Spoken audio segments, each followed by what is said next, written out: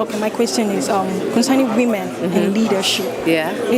People have watched you, the wife of Adefarasin, and how you're able to manage it as a wife and your home and all that. I think the core would be I can't do anything by myself, and I just depend solely on my helper, who is the Lord Himself. It's something I have been privileged to grow into, and not overnight have ended up with this awesome responsibility.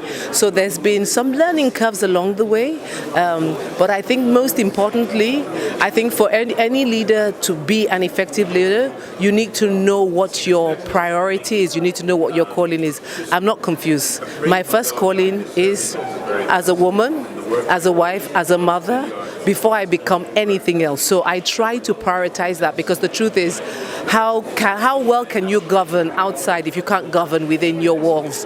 So that is my priority. I think one of the things that has helped me is who I am. I'm not trying to be somebody else, so I'm not having unnecessary pressure on me trying to be the perfect pastor's wife or whatever else you want to label me as. And honestly, day by day, just keep depending on God. And I must say, He does equip whoever He calls, and He makes His grace available. And of course, along the way, you meet people who have been where you're going. So you get mentorship, you get wisdom, you get counsel, you get direction. I'm never too shy to ask, to learn, so that I can have the knowledge and wisdom to know how to keep going forward. What I do know is that everything and anything anybody has, you have it simply by the mercy of God.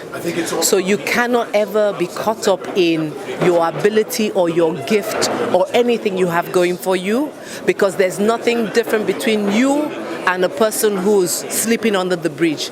The only difference is you probably had the right people and the right environment, and God forbid, one incident, it can change. So you just have to remember that your dependence is on God, and without Him you are absolutely nothing.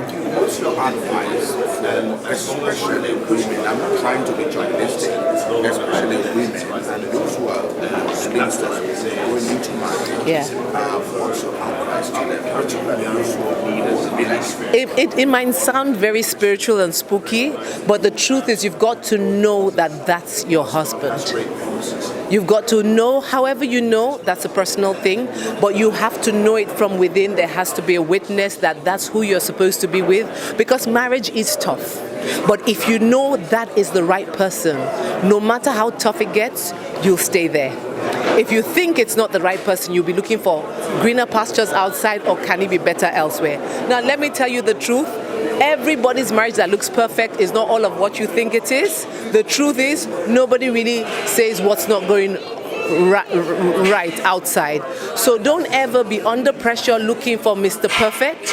You're not Miss Perfect yourself, but both of you have a perfect God and a perfect covenant, and that's what will enable the marriage to attain some level of perfection as you build and work together.